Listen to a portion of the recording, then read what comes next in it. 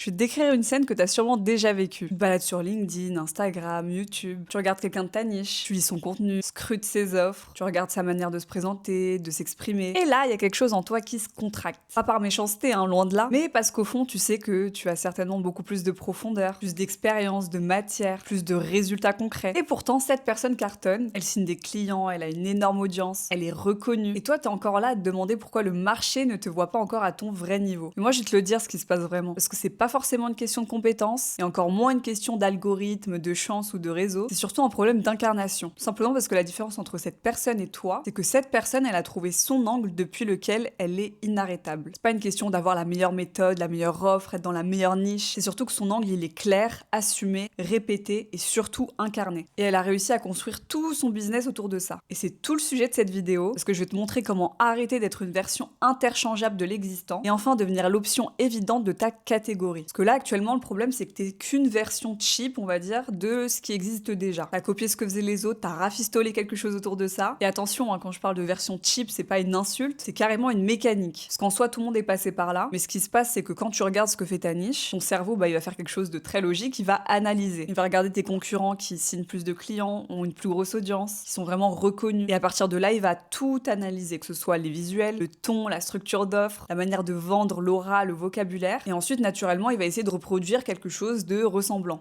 en se disant que si ça a marché pour lui, ça marchera pour moi. Sauf que le marché n'est pas dupe. Et même inconsciemment, les gens sentent la différence entre quelqu'un qui construit depuis qui il est vraiment et quelqu'un qui reconstruit autour de ce qui existe déjà, de ce qu'il a observé. La différence, c'est que le premier va dégager naturellement une conviction forte, une cohérence, une énergie, un relief, tandis que le deuxième va sonner approximativement juste, mais jamais totalement. Et c'est cette différence qui va faire que les gens vont se tourner vers l'original. Personne n'a envie de collaborer avec la version Wish de quelqu'un. Donc encore une fois, ça n'a rien à voir avec tes compétences, c'est simplement que tu t'es positionné de sorte à être comparé. Bien entendu, inconsciemment. Sauf que dans la comparaison avec l'original, t'es sûr de perdre à tous les coups. Parce qu'on le veuille ou non, un prospect va toujours chercher à comparer les options. Donc quand il tombe sur ton profil après avoir checké d'autres profils de ta niche, il va automatiquement comparer les deux. Il va analyser les sujets, la cible, la promesse, l'énergie. Et à partir de ce moment-là, il y a deux options qui s'offrent à lui. Soit il trouve chez toi quelque chose de distinct, dans ton angle, ta vision, ta manière de formuler, d'expliquer, ton énergie, ta profondeur, ta lecture du problème. Et là, du coup, fatalement, malgré cette comparaison, il va te choisir toi. Soit il ne voit pas vraiment la différence.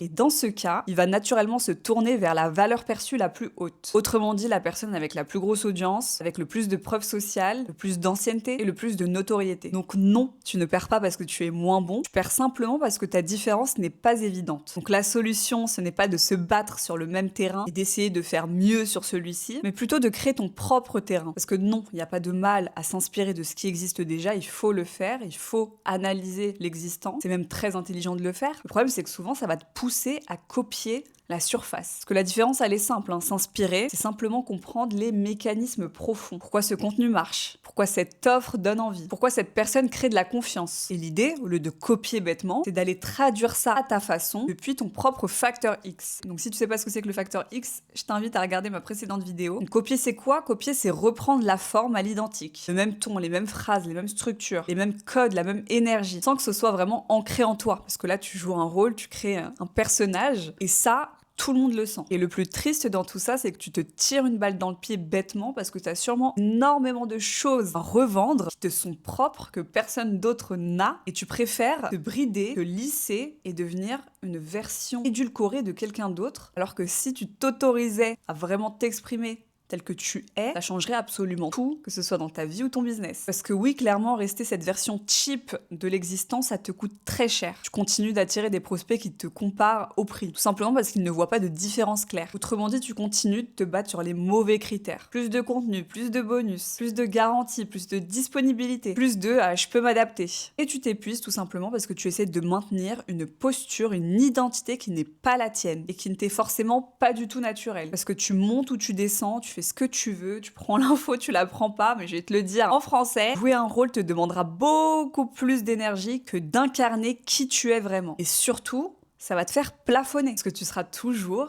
la version inférieure de l'original. Et t'auras beau même avoir la meilleure offre du monde, créer du meilleur contenu, l'original gardera toujours l'avantage d'être l'original. Tu montes, tu descends, tu te jettes en l'air, ce sera toujours la pire stratégie à utiliser si tu veux faire grossir ton activité. Et surtout, arrêter de la subir. Donc la vraie question à se poser, c'est pas comment je fais mieux que ce qui existe déjà. La vraie question que tu dois te poser, c'est depuis quel angle, moi, je suis inarrêtable. Donc t'inquiète pas, je vais te montrer comment. Et je veux vraiment que tu prennes le temps de comprendre quelque chose de très important, c'est qu'une niche saturée, ça n'existe pas. Ce qui existe, ce sont des marchés où trop de gens essayent de faire la même chose, de la même façon, avec les mêmes codes. Donc la saturation, c'est pas un problème de monde sur un marché, c'est un problème de différenciation qui est trop faible. Parce que tout le monde se marche dessus, tout le monde est la copie d'un autre, et on se retrouve avec un ramassis de merde en fait finalement. Alors que quand tu prends le temps de regarder qui sont les personnes qui réussissent le mieux dans une même niche, et bah tu te rends compte que même dans la même niche, elles ne se marchent pas du tout dessus, et on aurait même l'impression qu'elles sont pas vraiment concurrentes directes. Et ce, même si elles parlent du même sujet, même si elles vendent une transformation similaire, même si elles s'adressent à la même cible. Et tu vas me dire, mais pourquoi? Comment elles font? Tout simplement parce qu'elles n'occupent pas le même territoire mental. Une personne va plus s'axer sur l'aspect psychologique du sujet, une autre par les systèmes, une autre par l'identité, une autre par la performance, la simplification, la provocation, la douceur, la sécurité. Au final, même si elles sont dans la même niche, tu ne rentres pas dans le même monde. Ce qui fait que même si leur accompagnement reste plus ou moins la même chose, l'objectif, le résultat de leur accompagnement reste le même, elles ne vont pas attirer les mêmes personnes. Et elles n'auront jamais cette crainte de se faire manger par la concurrence, parce qu'elles savent très bien qu'elles sont considérées comme uniques. Elles ont leur propre univers, leur propre monde qui part d'eux-mêmes, parce qu'ils osent s'exprimer, ils osent s'assumer, ce qui fait qu'ils attirent à eux avec beaucoup plus de simplicité et de facilité, parce que c'est beaucoup plus simple pour eux de prendre les actions, de prendre les risques, de faire, de rester en mouvement, même quand ça tangue, parce qu'elles ont une mission, des gens à servir, et comptent bien faire en sorte que ces personnes les trouvent. Donc maintenant, tu dois te demander, mais comment je fais pour trouver mon angle dominant depuis lequel je peux m'exprimer et donc aussi me différencier. Mon angle dominant, c'est simplement l'endroit depuis lequel tu es naturellement inarrêtable. Pas l'angle le plus tendance, pas le plus original, pas celui qui marche chez les autres, mais celui qui correspond à ton facteur X. Ce que tu vois mieux que les autres, ce que tu transmets avec le plus de conviction, ce que tu pourrais défendre pendant des heures sans te lasser, ce que tu lis naturellement dans des situations, dans tes clients, dans les marchés, les comportements, qu'importe. Par exemple, si on prend ma niche, donc la niche du make money, je pourrais aborder du coup mes sujets, ma manière de transmettre et de faire par différentes façons. La première, ce serait par l'angle psychologique. Si j'ai un attrait pour la psychologie, les neurosciences, le cerveau et le comportement humain, je pourrais très bien aborder des thèmes tout en restant cohérente dans ma niche et qui correspondent à mon facteur X. Donc ce serait la psychologie du fondateur, les croyances, les mécanismes de décision, les blocages invisibles, le non-verbal, la gestuelle qui permettent de savoir justement pourquoi tu n'as pas réussi à vendre, etc. Enfin, il y aurait une multitude de sujets qui me permettraient d'aborder justement cette niche depuis mon prisme à moi. Mais je pourrais aussi l'aborder depuis un facteur X différent comme celui des systèmes. Donc plutôt parler en termes de process, de framework, d'étapes, de mécanique. Ou encore, je pourrais l'aborder depuis le facteur X de l'identité. Donc plutôt parler d'incarnation, de perception, de posture, de mise en lumière de son être et de sa valeur intérieure, etc. Donc tu vois bien que pour une même niche, on peut aborder les choses d'une manière totalement différente, qui nous est propre, qui nous correspond le mieux. Ça peut également être un mix de tout ça. Ça reste encore une fois un exemple. Mais ce que je veux te dire là, c'est que un même sujet peut être abordé par différents angles,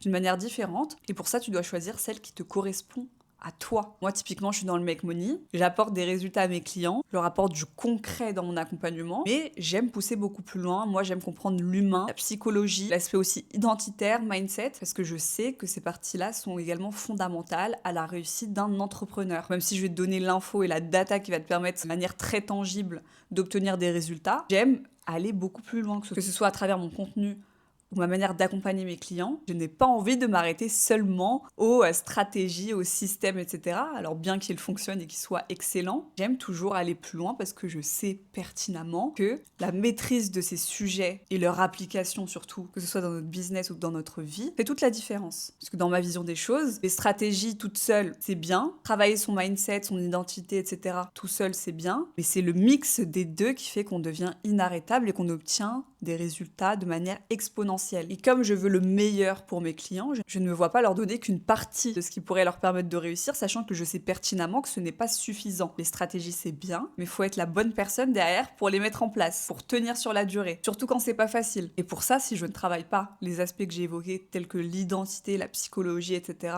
forcément, je réduis leurs chances d'obtenir de bien meilleurs résultats. Alors qu'en traitant les deux, donc en leur donnant des stratégies concrètes liées au business, que ce soit sur l'aspect content, vente, offre, structuration. Ça va leur permettre d'avoir des résultats, ok. Mais moi, je veux que derrière, eux deviennent l'humain qui permette également ces résultats sur la durée. Parce que même si moi, dans mon accompagnement, on travaille sur 3 mois, moi, je suis mes clients de près, je suis et je stalk leur évolution. Et ce que je remarque, c'est que leur évolution, elle est toujours exponentielle, donc ils montent toujours vers le haut, c'est toujours mieux avec le temps. Et ce que je remarque, c'est que les résultats sont exponentiels parce qu'ils ont réussi justement à devenir la personne qui leur permettrait d'avoir ces résultats-là et de faire fonctionner les stratégies, de les mettre en place, de rester réguliers, rigoureux, constants. Parce que ce que je veux pour eux, c'est des résultats sur le long terme, qui montent crescendo. Donc moi, ce qui me fait le plus kiffer, c'est quand ils atteignent un certain palier avec moi et qu'à la suite de l'accompagnement, ils atteignent un autre palier et encore un autre et encore un autre, et je leur souhaite jusque l'infini. Mais voilà, tout ça pour dire que dans un même marché, avec une promesse plus ou moins similaire, avec un univers complètement différent. Et c'est là que tu vois la différence dans tes résultats. Parce que les gens n'achètent pas seulement une offre, ils achètent un monde, un univers dans lequel ils se reconnaissent. Et le problème, c'est qu'en restant encore une fois cette version cheap de l'existant, tu passes à côté de tes clients de rêve. Parce que là, à l'heure actuelle, tu dois attirer un peu tout et n'importe quoi, tout simplement parce qu'on ne sait pas vraiment à quoi t'identifier. Alors que si tu assumais cet univers et que tu osais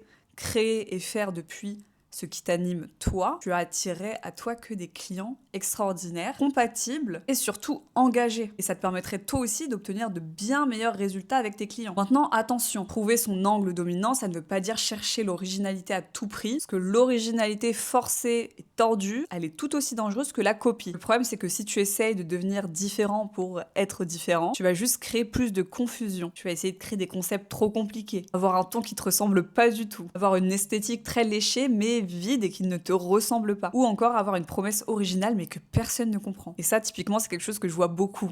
J'ai trop cherché à être original, on finit par ne rien comprendre, et si on ne comprend pas ce que tu fais, on ne va pas venir chez toi. Parce que non, la confusion ne vend pas. Donc même si certaines choses doivent partir de toi, elles doivent aussi être comprises par ta cible. Donc faut toujours partir de sa cible également, ne pas partir dans un truc beaucoup trop perché que personne ne va comprendre. Donc le but, ce n'est pas d'être le plus original, hein, c'est juste d'être plus toi. Et le simple fait de devenir vraiment toi, de t'assumer, de l'exprimer, c'est ça qui va créer naturellement de la distinction. Parce qu'encore une fois, personne d'autre n'a ton vécu, ton regard, ton énergie, tes obsessions, ta manière de relier les choses entre elles, tes pensées. Donc ton angle doit venir de ce que tu maîtrises vraiment et surtout de ce qui te fait vibrer, pas d'un truc un peu bullshit et flou qui te paraît différenciant sur le papier, quoi. Pour t'aider, tu dois aussi regarder un indicateur qui est très important. Est-ce que tu prends du kiff et du plaisir dans ce que tu fais? Ah, hein, ouais, ça passe, j'aime bien. Non, faut vraiment que tu prennes du plaisir. Alors certes, quand on entreprend toutes les actions, elles ne sont pas une partie de plaisir, certes, mais que ce soit dans ton contenu, dans ce que tu fais, dans ce que tu proposes, si t'es pas aligné, si tu n'aimes pas ça, si ça te procure pas de plaisir, tu ne pourras pas tenir sur la durée. D'où l'intérêt de partir sur ce qui te fait vraiment vibrer et vraiment kiffer. Parce que si tu détestes les chiffres et que je te force à faire du contenu et créer un accompagnement autour de ça, tu vas pas tenir un mois. Parce que ça te parle pas, ça te fait pas vibrer. En plus de ça, tu n'aimes pas ça, donc forcément, ce sera une corvée pour toi. Et dis-moi si je me trompe, mais je pense pas que tu sois devenu entrepreneur pour subir ton activité. Donc pars vraiment des sujets ou du sujet sur lequel tu pourrais parler pendant des heures, le problème que tu adores décortiquer, l'angle qui te donne vraiment de l'énergie et la transformation que tu as vraiment envie d'établir avec tes clients et que tu as vraiment envie de défendre. Et ça, c'est pas qu'un détail, c'est vraiment ton avantage compétitif. Parce que quand tu parles depuis un angle qui te passionne vraiment, eh bien ça se ressent, que ce soit dans ton contenu, dans tes appels, dans ta capacité à te répéter sans te lasser, parce que oui, l'air de rien, on se répète beaucoup dans ce qu'on fait pour faire passer justement nos messages, donc tout l'intérêt de faire vraiment ce qu'on aime. Donc si les sujets que tu abordes en réalité ne te plaisent pas vraiment, t'as l'impression que tu dois faire ça parce que c'est ce qu'il faut faire ou parce que le voisin l'a fait, forcément tu vas pas tenir longtemps. Et c'est ce qui va te permettre d'être beaucoup plus profond, d'aller beaucoup plus en profondeur et de faire ressentir ta conviction. Parce que si on te sent pas convaincu, forcément ça se ressent et on n'aura pas envie de bosser avec toi. Parce que si toi-même t'y crois pas, difficile pour le monde extérieur d'y croire aussi. Et surtout, quand tu agis justement depuis cet état-là et que tu es convaincu, eh bien cette conviction, tu la transmets. Elle est littéralement contagieuse. Alors qu'à l'inverse, quand tu choisis un angle qui marche chez les autres mais qui ne te parle pas du tout, eh bien ça sonne creux, ça sonne vide et ça a beau être bien écrit, même stratégique, propre, peu importe, ça sonnera faux et t'auras pas les résultats que tu veux. Donc le meilleur indicateur pour voir justement si tu agis, si tu crées depuis le bon angle, c'est simplement te demander est-ce que tu pourrais en parler gratuitement pendant des heures sans voir le temps passé. Et si c'est pas le cas et que ça te saoule au bout de quelques temps, c'est peut-être que tu dois changer d'angle. Je vais te donner un exemple concret histoire que tu comprennes mieux. Admettons qu'on prenne la niche du personal branding avec un côté quand même business. Dans ce marché, tout le monde va promettre à peu près la même chose, soit plus de clients, plus d'opportunités, plus de visibilité, plus de chiffre d'affaires. Sauf que selon l'angle que tu choisis, tu n'auras pas du tout le même univers. Donc une même personne pourrait rentrer par le biais de l'identité et parler de qui tu es, ce que tu dégages, ce qui te rend magnétique, ce que tu n'oses pas encore incarner. Et donc forcément, elle va attirer des personnes qui savent qu'elles ont quelque chose de fort, mais ne savent pas encore comment le rendre visible. Tandis qu'une autre personne pourrait choisir justement l'angle des systèmes et parler tunnel de vente, script de vente, process, conversion, optimisation, automatisation, etc. Donc là, elle va attirer plutôt des personnes qui veulent structurer et scaler. Et une autre pourrait rentrer par la porte de la posture, de l'image et plutôt parler de légitimité, valeur perçue, présence, alignement entre ce que l'on voit et ce que l'on vend. Donc en soi, c'est la même niche en apparence, mais tu vois bien qu'il y a 3 univers distincts, 3 univers différents, et donc, même si c'est la même cible, 3 types de clients différents. Et en soi, même si elles sont abordées différemment, les 3 permettent d'obtenir les mêmes résultats. Maintenant, il y a un point très important aussi que tu dois prendre en compte, et c'est là aussi que je vois beaucoup l'erreur, c'est ton point d'entrée. Parce qu'il y a une erreur que je vois souvent chez les personnes qui ont une offre ou un accompagnement très complet, c'est qu'ils essayent de tout montrer. Alors chez moi, on travaille le positionnement, l'offre, le contenu, l'acquisition, la posture, les systèmes, etc., etc. Ils le mettent partout et ils parlent d'absolument tous ces sujets dans leur communication. Et ce, tout le temps. Sauf que le résultat de tout ça, c'est que ton marché, il ne sait pas pourquoi il doit venir chez toi. Le problème, c'est que quand t'es connu pour tout, t'es connu pour rien. Alors bien entendu, ton offre, ton accompagnement peut être complet et c'est mieux qu'il le soit, mais tu dois choisir ton point d'entrée, ta porte d'entrée, et ça doit être justement le sujet qui t'anime le plus, celui dont tu pourrais parler pendant des heures, et après, toute la complexité de ton offre, elle vient après. Une fois que la personne, elle a signé chez toi, qu'elle vit l'accompagnement, l'expérience, là, elle se rend compte qu'effectivement, il y a plusieurs outils qui vont lui permettre d'atteindre ses résultats. Mais dans ta communication, tu peux pas te permettre de parler de tout, parce que sinon, on aura plus l'impression d'être au marché de Rungis qu'autre chose, et on ira chez celui qui est beaucoup plus clair. Donc attention, encore une fois, je ne te dis pas de ne pas couvrir plusieurs dimensions, surtout là, les multipotentiels, etc. Je vous vois venir, je vous comprends. Je suis comme vous. C'est même d'ailleurs souvent nécessaire de couvrir justement plusieurs dimensions pour permettre une telle transformation. Mais il faut bien que tu comprennes que ta communication et ton offre ne sont pas la même chose. Ton offre, c'est simplement ce que tu délivres à tes clients pour leur permettre un résultat. Autrement dit, c'est l'ensemble des outils, des méthodes, des stratégies, des compétences, des dimensions que tu utilises pour justement amener ton client d'un point A à un point B. Mais ta communication, elle, c'est ta porte d'entrée. C'est le problème précis qui va attirer ta cible. Ça va être l'angle qui va te rendre identifiable, la promesse qui donne envie, le territoire mental depuis lequel on te reconnaît. C'est pour ça que ces deux choses-là, ton offre, ta communication, ne peuvent pas être identiques. Parce que ta cible, elle te paye pour un résultat précis. Mais tout le tralala, tous les outils, les méthodes, les stratégies que toi tu utilises pour lui permettre d'atteindre sa réalité rêvée, n'ont pas tout besoin d'être en vitrine. Je vais te donner un exemple histoire que tu visualises la chose si jamais tu n'es toujours pas convaincu. Imagine un restaurant gastronomique. Dans la vitrine, tu vois un plat, un seul, bien présenté, clair, désirable. Ça va te donner envie d'y entrer. Tu vas te dire, mais attends, là, ce qu'il me propose, là, ça m'a l'air bien sympa. Mais toi, ce que tu ne vois pas, c'est que dans la cuisine, il y a 50 techniques, 200 ingrédients, des années d'expérience, des équipements, des gestes précis qui permettent ce résultat. Mais tout ça, t'as pas besoin de le savoir pour être attiré par le plat en question et vouloir le déguster dans le restaurant. Et bien pour ton business, c'est exactement la même chose. La vitrine, c'est ton point d'entrée et l'atelier, autrement dit ton offre, c'est tout ce que tu vas mobiliser derrière. Et si tu mets tout ton atelier en vitrine, eh bien ça va donner envie à personne. Les gens seront submergés d'informations. Il y aura une perte de clarté totale, ce qui fait qu'ils vont passer au restaurant suivant. Parce qu'ils auront beau trouver ça très intéressant, une fois dedans, ils sauront pas vraiment quoi acheter. Ils savent pas ce qu'ils achètent et ce qu'ils gagnent derrière. Autrement dit, ton point d'entrée, il doit être simple, clair et désirable. Ce qui n'empêche en aucun cas ton offre d'être riche, complète et profonde, mais ça ne doit pas venir noyer ta communication. Parce que le problème, c'est que quand tu parles de tout, ton prospect, lui, se pose 3 questions.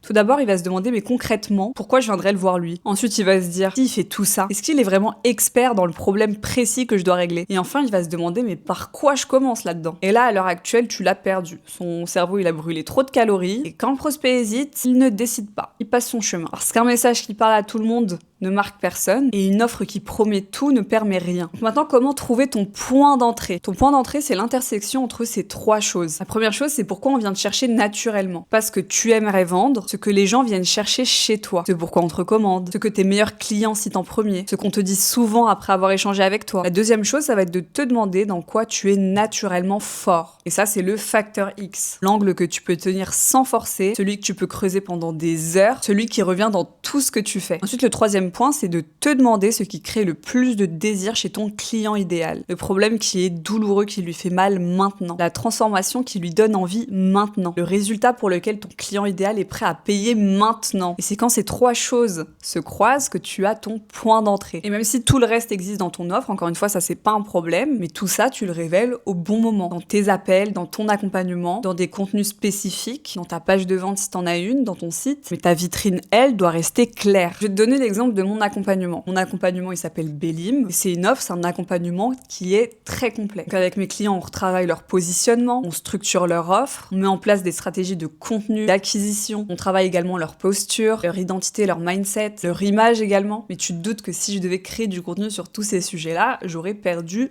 tout le monde. Parce que mon point d'entrée, ce n'est pas je vais t'aider à régler et à faire tout ça. Mon point d'entrée, c'est plutôt de les aider à structurer un business en ligne qui leur permet d'avoir des revenus de manière récurrente, de manière prévisible et de pérenniser leur activité sur le long terme pour qu'ils puissent vivre de leur passion sans avoir à paniquer chaque fin de mois ou chaque début de mois parce que ils savent pas comment ils vont s'en sortir le mois d'après, ils ne savent pas comment on structure un business, comment on crée justement du résultat, comment on transforme une expertise en une offre structurée et surtout qui est désirable pour leur cible, comment on devient la personne justement capable d'obtenir ces résultats et de les tenir sur la durée. Mais du coup, tous les points que je t'ai cités, donc tous les points que j'aborde dans mon accompagnement avec mes clients, eh bien ça reste, ce que je t'ai dit juste avant, l'équivalent de l'atelier. Donc mes systèmes, mes stratégies, mes méthodes, mes outils, etc. Et c'est tout ça qui va permettre le résultat. Et ce qui va attirer ma cible, créer le désir, ce qui va leur faire dire c'est elle qu'il me faut, eh bien c'est ce point d'entrée précis, la transformation que je propose. Soit le fait de construire une activité,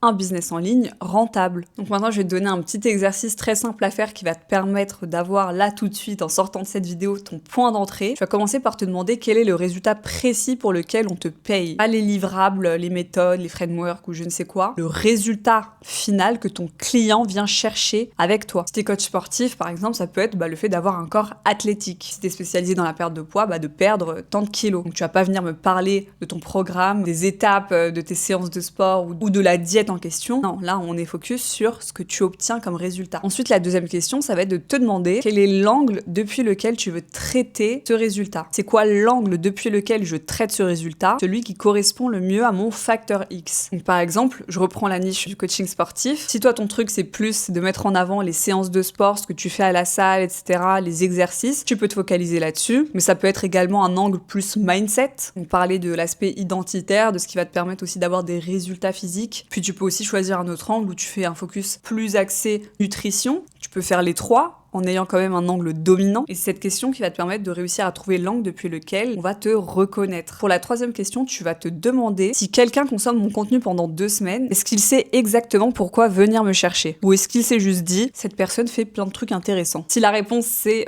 cette personne fait plein de choses cool, eh bien tu as la confirmation que tu dois retravailler ton point d'entrée. Maintenant qu'on a vu ça, je vais te parler d'une erreur que je vois souvent, c'est que la plupart des entrepreneurs, des indépendants passent leur vie à se concentrer, à mettre leur focus sur ce qui leur manque, au lieu de tout simplement amplifier ce qu'ils ont déjà. Ils passent leur temps à vouloir corriger toutes leurs faiblesses, leurs points faibles, etc. parce qu'ils ont la prétention de vouloir être bons partout, sauf qu'à force d'essayer d'être corrects partout, ils prennent jamais le temps d'amplifier ce dans quoi ils sont excellents. Alors que les meilleurs entrepreneurs, eux, se concentrent sur leurs forces prédominantes et passent leur vie à amplifier ces forces. Alors oui, ça t'empêche pas d'essayer d'être meilleur et de t'améliorer, d'apprendre des choses, etc. sur les autres domaines sur lesquels tu as plus de difficultés. Mais le problème, c'est que quand t'es focus que sur ça, t'es toujours déjà dans une énergie de manque parce que t'as toujours l'impression qu'il faut que tu sois plus, que tu aies plus, etc. Et tu passes à côté de toute la valeur que tu as à offrir et de toutes ces forces que tu as déjà, que tu possèdes déjà et que tu pourrais amplifier pour obtenir encore plus de résultats. Donc à partir de maintenant, quand tu vas penser à la performance, tu vas arrêter de le voir comme quelque chose qui va t'apporter des vanity metrics, tels que des likes, etc. Mais plutôt analyser ce qui te permet de créer de meilleurs résultats côté business, ce qui te permet d'attirer plus de clients, de générer plus de conversations qualifiées, ce qui fait que les gens viennent te contacter en te disant qu'ils veulent bosser avec toi. Ce qui te permet également d'obtenir de meilleures transformations chez tes clients. Et surtout, ce qui te donne de l'énergie au lieu de t'en vider. Et souvent, ce qui performe vraiment, c'est simplement l'endroit où ton facteur X s'exprime naturellement. Donc si tout seul, tu as du mal à identifier ce qui te permet d'avoir de meilleurs résultats, ce qui marche vraiment facilement pour toi, chez toi. Je vais te donner maintenant 3 endroits qui vont te permettre d'aller chercher justement ce qui marche le mieux pour toi. Déjà, va regarder tes top clients. Pas tous tes clients, les meilleurs. Ceux avec qui le travail a été beaucoup plus fluide. Ceux qui ont eu le plus de résultats. Ceux qui t'ont donné de l'énergie. Ceux avec qui la transformation s'est faite naturellement. Et tu vas te demander qu'est-ce qu'ils ont en commun. Pourquoi m'ont-ils choisi? Qu'est-ce qu'ils citent quand ils parlent de moi? Quel moment de l'accompagnement a été le plus gros déclic pour eux? Et ce sont ces réponses qui vont venir te montrer ce que le marché valide vraiment chez toi. Maintenant, tu vas t'intéresser à ton contenu qui a vraiment résonné. Pas forcément celui qui a eu le plus de stats, de likes et compagnie, celui qui t'a permis de créer de meilleures conversations, des meilleurs messages privés que t'as reçus grâce à ça, des demandes plus qualifiées, des retours plus profonds, des phrases où la personne te dit clairement que t'as mis des mots sur sa situation et sur ce qu'elle vit. Maintenant, tu vas venir chercher le pattern entre tout ça. Quel était le sujet?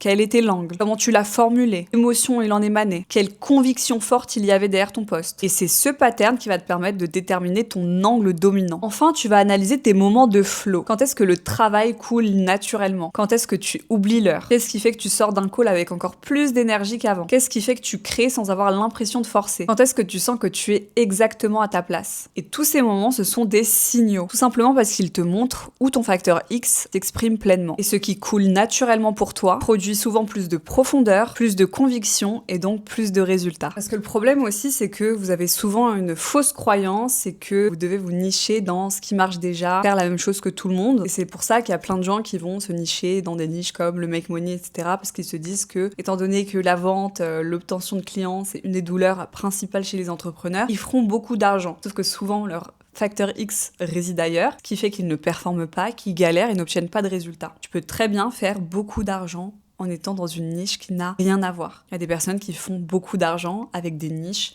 comme l'astrologie, des trucs un peu wouhou, what the fuck, et qui pour autant fonctionnent très bien. Tout simplement parce qu'ils agissent depuis l'endroit où ils doivent le faire. Ils sont littéralement alignés. C'est pas une expression floue, elle est pleine de sens. Quand tu travailles depuis l'endroit où tu dois le faire, quand tu fais ce qui te plaît, ce qui t'anime, tu vibres différemment et forcément tu attires à toi des vrais résultats. Alors que quand tu te forces à faire quelque chose parce que tu penses que c'est ce que tu dois faire, et bien forcément tu galères. Donc maintenant on arrive un peu au cœur de cette vidéo. Je vais vraiment prendre le temps de te montrer comment devenir l'option évidente. Le but n'est pas de devenir le meilleur de ton marché, le but c'est de devenir l'option évidente dans ta catégorie. Et ça c'est pas la même chose. Parce qu'être le meilleur, c'est toujours rester bloqué dans ce jeu de la comparaison. Et en plus en soi, meilleur que qui? Sur quels critères? Selon qui? Et surtout pour combien de temps? Parce que la vérité c'est qu'il y aura toujours quelqu'un avec plus d'audience que toi, avec plus de preuves, plus d'ancienneté, plus de réseau. Donc t'es en combat continuellement contre on ne sait qui, contre des entités, quoi. Et forcément, tu le vis mal. Alors que devenir l'option évidente, ça c'est autre chose. Parce que quand tu fais ça, tu crées une catégorie mentale dans laquelle tu deviens la référence naturelle. Et cette catégorie, c'est l'intersection entre ton facteur X, ton angle dominant, ton point d'entrée, ta manière d'incarner, tes preuves